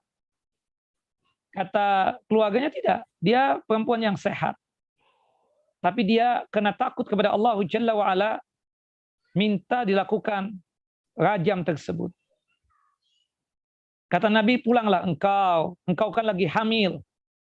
Ya, bertaubatlah kepada Allah Jalla Jalaluhu, kata Nabi kita Muhammad sallallahu alaihi wasallam. Akhirnya perempuan tersebut pulang sampai melahirkan. Ketika sudah melahirkan, dia datang lagi kepada Nabi SAW. Ingin minta dirajam. Minta apa? Dirajam. Kata Nabi SAW, engkau kan punya anak, masih bayi, masih perlu untuk bantuan engkau. Salah satunya adalah untuk menyusui. Sudahlah, susuin dulu, kata Nabi kita Muhammad sallallahu alaihi wasallam. Nah, sampai akhirnya Nabi sallallahu alaihi wasallam didatangi lagi oleh perempuan tersebut. Kemudian perempuan tersebut mengatakan, "Ya Rasulullah, aku sudah menyusuin anakku, sudah habis masa sapihku. Aku ingin dilaksanakan hukum rajam ini." Ini perempuan memang luar biasa ingin bertaubatnya, taubatan nasuha. Ya. Sampai akhirnya Rasulullah sallallahu alaihi wasallam melakukan rajam untuk dia. Dan subhanallah, percikan darah tersebut mengenai Khalid bin Walid radhiyallahu an. Khalid bin Walid marah dan mencaci maki itu perempuan. Rasulullah kemudian menegur Khalid dan memarahi Khalid bin Walid. Kata Nabi SAW, kalau taubatnya tersebut dibagikan untuk penduduk Madinah, bahkan dikatakan dalam riwayat yang lain, dibagikan untuk masyarakat yang ada di dunia ini, maka akan tercukupkan buat dia. Maka dari sini kita katakan bahwasannya dari cerita tadi, kalau sudah dihukumi secara had di dunia, maka kita katakan itu sudah mencukupi yang demikian. Ya, dan itu yang terjadi dengan siapa? Ma'is bin Malik radhiyallahu an. Ya, Ma'is bin Malik ini sahabat Nabi. Dia berzina dan mengaku berzina di hadapan Nabi SAW. Dan dia telah menyatakan taubatan nasuha. Menyatakan apa? Taubatan nasuha. Kemudian Ma'is bin Malik ya dirajam. Kemudian ada dari pihak kaumnya, dua laki-laki bercerita. Dia mengatakan, "Inti tahu enggak tuh Ma'is bin Malik ketika kubulnya atau kemaluannya masuk kepada ya kubulnya pelacur, si Ma'is ngembek sebagaimana embeknya kambing." Rasulullah dengar ucapan dua orang dari kaumnya ini, marah kepada ya dua orang tersebut sambil mengatakan, "Kalian tahu enggak? Ma'is bin Malik sekarang ini yataqallabuna ala syajaratil jannah." Dia tersebut bolak-balik ya di pohon-pohonnya surga. Artinya dikarenakan ketulus ikhlasan dia bertaubat dan suka dihukumi had, maka ya di akhirat kelak insyaallah Allah Jalla wa ala mengampuni dosa-dosa dia tersebut. Dan ini kita katakan sesuatu hal yang disebutkan di dalam hadis dari Nabi Sallallahu Alaihi Wasallam. Nah, dua cerita ini mencukupkanlah buat kita bahwasannya yang sudah dihukumi di dunia ini, maka insya Allah ya di akhirat tersebut tidak dihukumi oleh Allahu Jalla Jalaluh. Naam. Kemudian selanjutnya berkaitan tentang masalah anak yang terlahir. Anak yang terlahir tersebut tidaklah salah. Yang salah tersebut siapa? Orang tuanya. Jadi kalau misalnya itu anak terlahir, orang tuanya kebetulan dia tersebut kaya raya, kemudian meninggal, apakah dia dapat warisan? Kita katakan iya. Dapat warisan dari orang tuanya, bagaimanapun itu darah daging dia. Ya, seperti itu.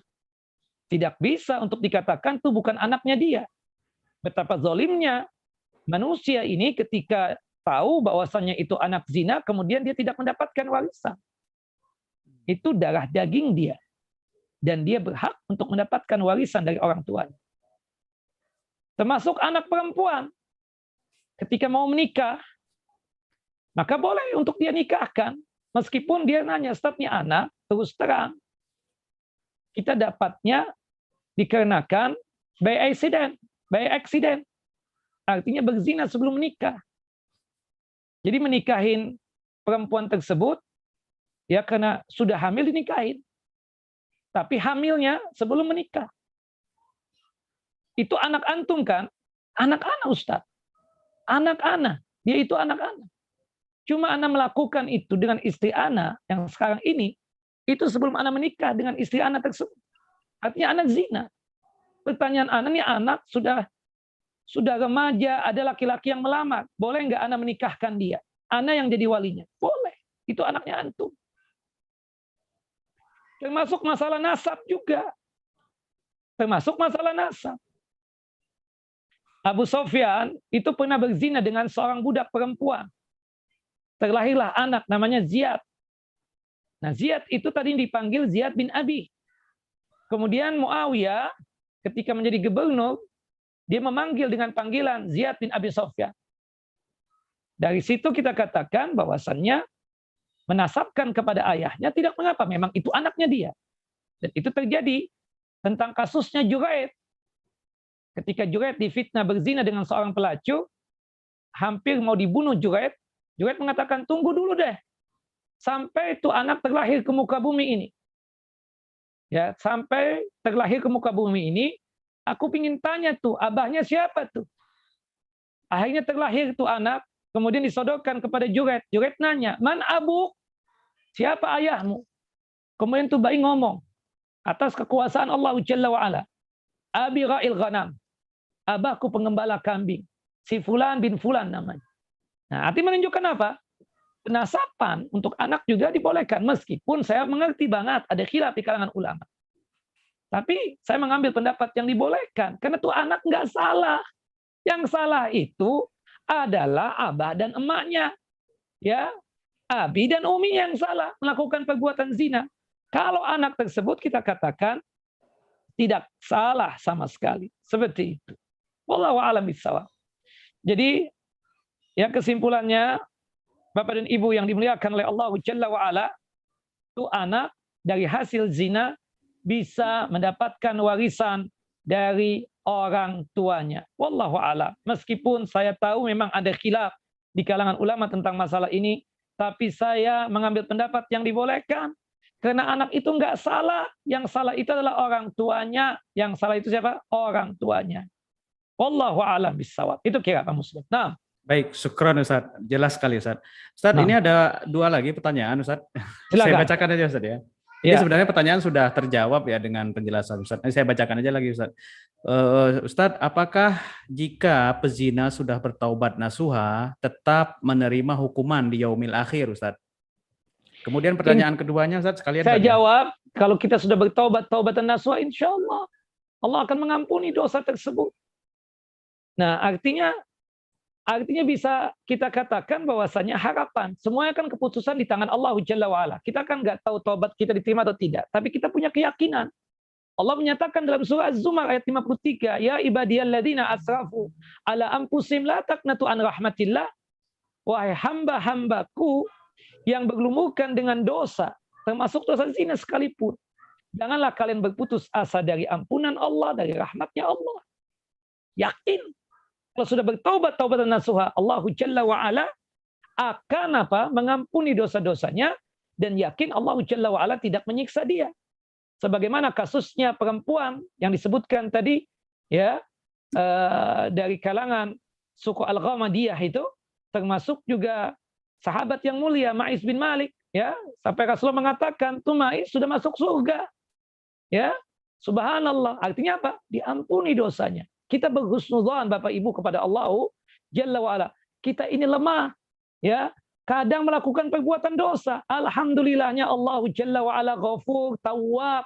Allah ya maha penerima taubat, maha mengampuni dosa, maha menerima ya permohonan maaf kita. Maka minta ampunlah kepada Allah Jalla wa'ala. Dosa apapun. Jangankan dosa zina. Dosa paling besarnya dosa yaitu syirik. Kalau seseorang minta ampun kepada Allah Jalla wa'ala, Allah ampuni. Allah ampuni. Apalagi dosa zina. Apalagi dosa zina. Seperti itu Pak Muslim. Kira-kira seperti itu. Nah, kemudian selanjutnya, yang terakhir, Pak Muslim. Oh, afwan Ustaz, mic-nya lupa saya hidupin. Ustaz, pertanyaan berikutnya, sekiranya kita berzina dengan adik ipar, apakah harus dirajam atau bertaubat nasuha kepada Allah Subhanahu wa taala, Ustaz? Itu di Indonesia kan terjadinya. Rasulullah tadi kan mengatakan apa? Ketika kepada seorang perempuan tadi. Perempuan tadi ngaku dia berzina. Rasulullah sebagai pemimpin, ya, kedudukan status beliau adalah sebagai pemerintah kan. Pada waktu itu bisa saja dengan pengakuan tersebut untuk langsung apa? Dirajam itu perempuan. Tapi apa yang dilakukan oleh Nabi SAW? Bahwasannya engkau ya udahlah sampai melahirkan. Maksudnya Nabi kalau toh perempuan itu nggak datang lagi kepada Nabi kita Muhammad SAW, Rasulullah tidak akan bertanya itu perempuan kemana. Artinya Rasul mengatakan taubat deh, taubatan nasuh.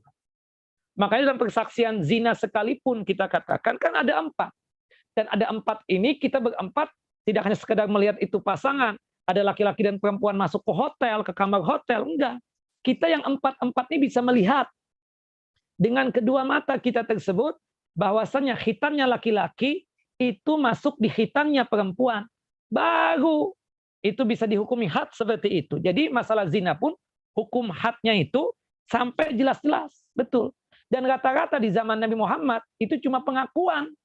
Tidak ada sampai yang menyaksikan 4 laki-laki tersebut menyaksikan bahwasannya itu orang melakukan perbuatan zina dengan ditandai 4-4-nya melihat bahwasannya hitannya masuk di hitannya si fulanah misalnya seperti itu. Di zaman Umar pernah terjadi. Ya, dikumpulkan 4 saksi tadi itu. Yang pertama secara yakin, aku melihat kubulnya ketemu dengan kubulnya si fulanah.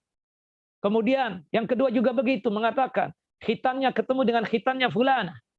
Ya, yang ketiga begitu juga. Yang keempat, ana ragu ya Umar.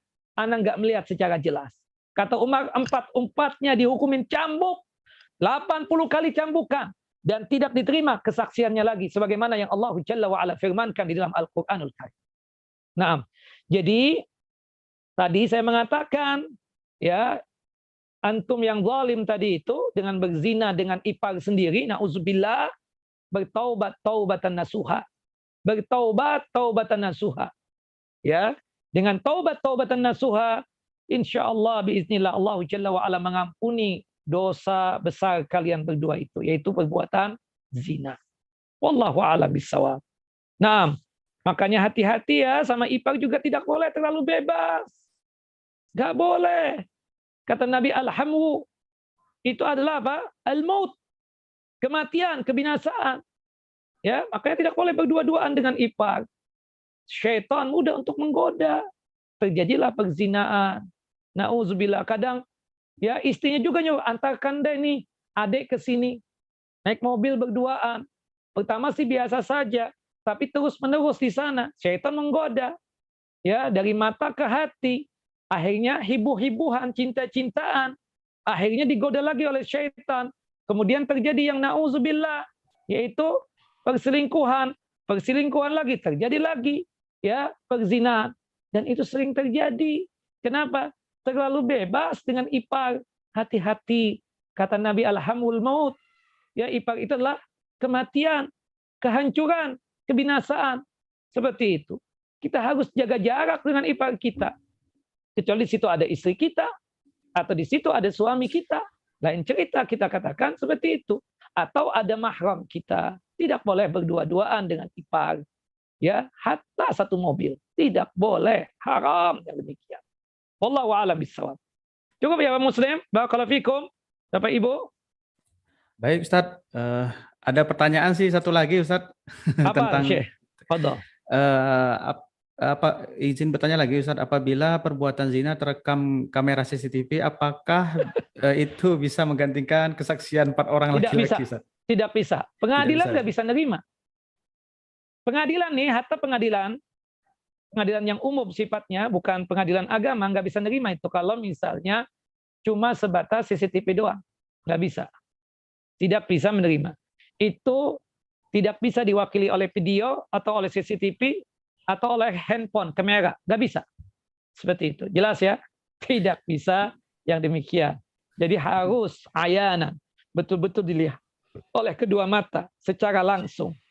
Wallahu a'lam. Begitu kira-kira. Nah, baik Ustadz, mungkin itu Ustadz ya, ada nasihat untuk para jomblo ya Ustadz ya, yang di dunia ini di mana fitnah sosmed begitu besar maupun aurat yang terumbar di mana-mana, dan untuk para istri Ustadz itu menjaga suaminya agar tidak terjerumus itu bagaimana Ustadz nasihatnya Ustadz?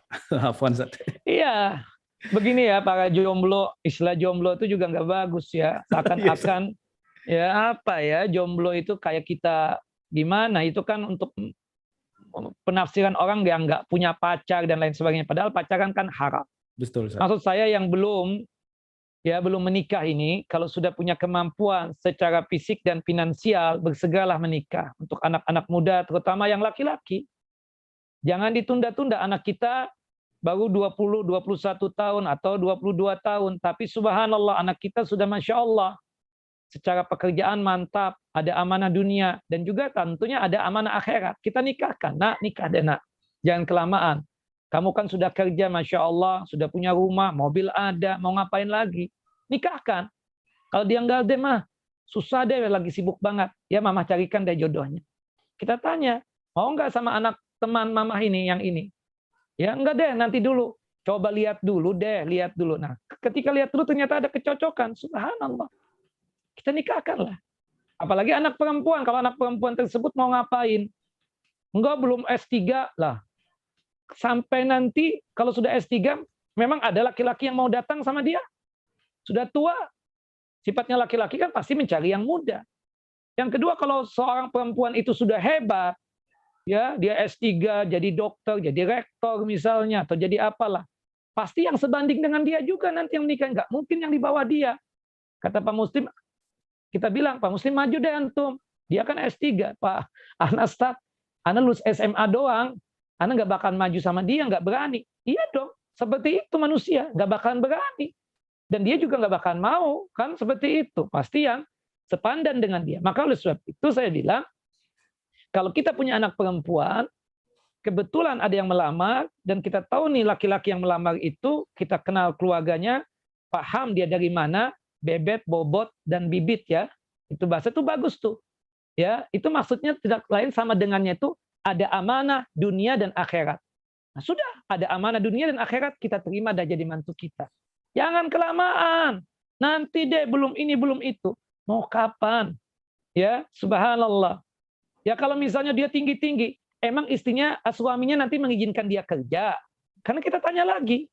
Seterusnya dan seterusnya. Maka oleh sebab itu, kalau misalnya kita punya anak, misalnya Masya Allah sudah lulus SMA, ya, kemudian juga dia sudah Masya Allah secara agama juga kuatlah, pantas untuk menjadi ibu rumah tangga. Kemudian kita juga mengatakan kepada anak perempuan kita boleh untuk kerja cuma sebatas kerjaan rumah, bikin kue, atau berkaitan dengan pakaian misalnya, nggak boleh keluar dalam artian yang bebas lepas. Karena takut nanti kalau laki-laki yang datang pasti juga akan mencari yang rumahan, wanita yang rumahan, bukan wanita-wanita yang maaf, yang banyak keluyuran. Maka sebab itu kita punya anak perempuan seperti itu, datang laki-laki yang baik kepada kita, meminta putri kita. Kita lihat tuh laki-laki Masya Allah, secara amanah dunia ada, secara amanah akhirat ada, bismillah, kita terima. Kalau kita tolak, berarti siap-siap menunggu kehancurannya, kata Nabi SAW. Nah, yang belum punya kemampuan secara finansial, ada syahwat, tapi belum punya kemampuan secara finansial, maka banyak-banyak berpuasa sunnah, kata Nabi SAW dalam hadis Abdullah ibnu Mas'udin radhiyallahu an, dan jauhkan dari hal-hal yang mengakibatkan kita jatuh ke dalam perbuatan zina. Wa sallallahu nabiyana Muhammad wa ala ali Muhammad kama shallaita ala Ibrahim wa ala ali Ibrahim innaka Hamidun Majid. Allahumma barik ala Muhammad wa ala ali Muhammad kama barakta ala Ibrahim wa ala ali Ibrahim innaka Hamidun Majid. Subhanakallahumma wa bihamdika asyhadu an la ilaha illa anta astaghfiruka wa atubu ilaik. Wassalamualaikum warahmatullahi wabarakatuh.